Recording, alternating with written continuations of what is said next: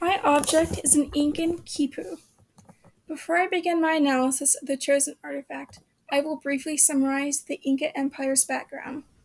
The empire spanned from about 1438 to 1533. They were centered around the Andes Mountains. The empire reached from the bottom of modern-day Colombia to the bottom of Chile. It encompassed a large chunk of Ecuador, Peru, Bolivia, Chile, and a portion of Argentina. The empire collapsed for various reasons: Spanish conquest, epidemics, and internal strife were a few of them. Nevertheless, the Inca are well known for their expansive trade and road networks, masterful stonework, terraces, and freeze-drying techniques. One of their most outstanding achievements was developing a complex accounting system. The Inca accounting system consisted of record-keeping devices known as quipus. The devices are three-dimensional systems of knotted strings that vary in knot type, color, and material. Some were short and others were long. Their length depended on the subject and the subject size. Quipus were typically made with cotton or kim leaf fiber and dyed with pigments such as indigo.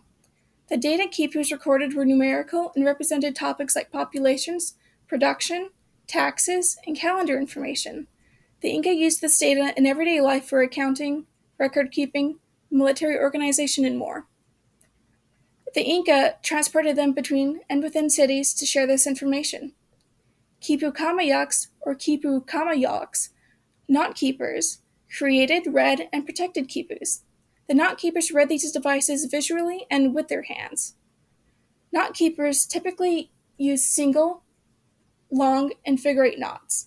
The knot types represented place value and used a base 10 decimal system, similar to ours. The number of loops on a knot represented the numerical value. The artifact I am presenting was created with cotton strings and colored with indigo dye.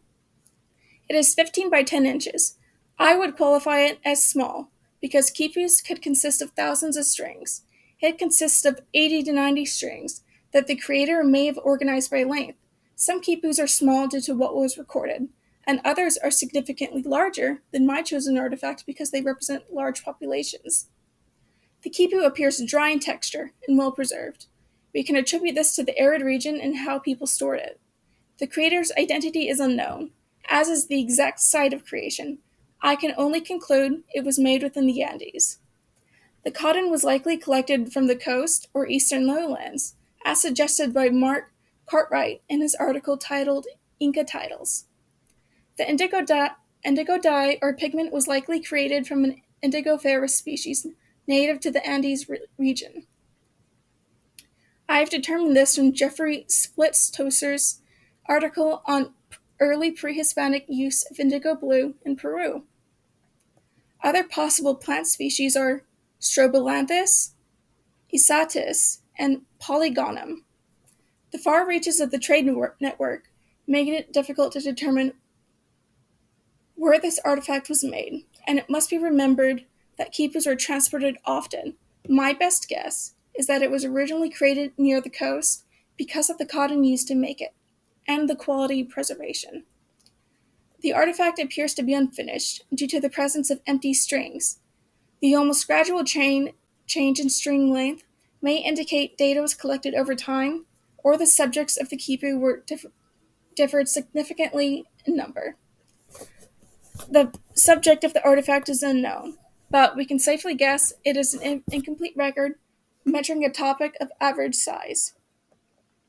The importance of quipus and the Inca's complex accounting system are often overlooked because they are not what we consider to be traditional methods. However, from the pictured quipu and others, we can learn that the Inca possessed an advanced system that aided them in mass census taking, stock taking, and the communication of mass statistical information. As far as we currently know, the quipu may not have been a narrative writing system, but it represents how advanced and connected the Incas were.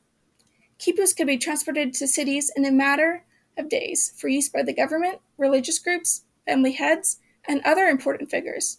Essentially, everybody with considerable power utilized quipus, and the use should span the entire empire.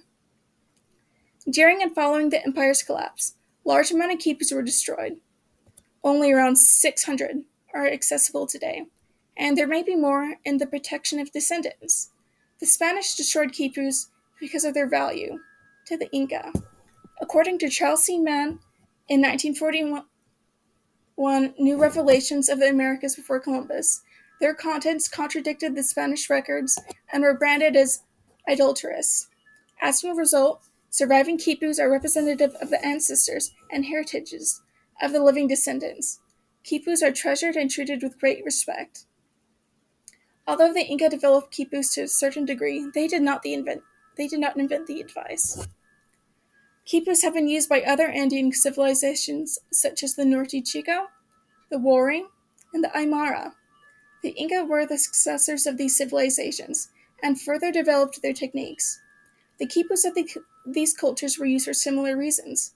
The smaller quipu depicted above is from the Wari civilization and dates back further than the Inca. Quipus are incredible artifacts, and the artifact I researched is beautiful. The quipu in this assignment stood out to me because I noticed it appeared to be unfinished and was well preserved. Although quipus may look simple, they contain treasure troves of information that we cannot fully decipher. After this analysis, I am left with many questions, such as, could some quipus be narrative? If some are narrative, what might they contain? How many quipus did the Spanish destroy? Could some of the quipus destroyed by the Spanish have been narrative? What colors of different strings or knots represent? How long was the process of making quipu? Thank you for listening to my presentation.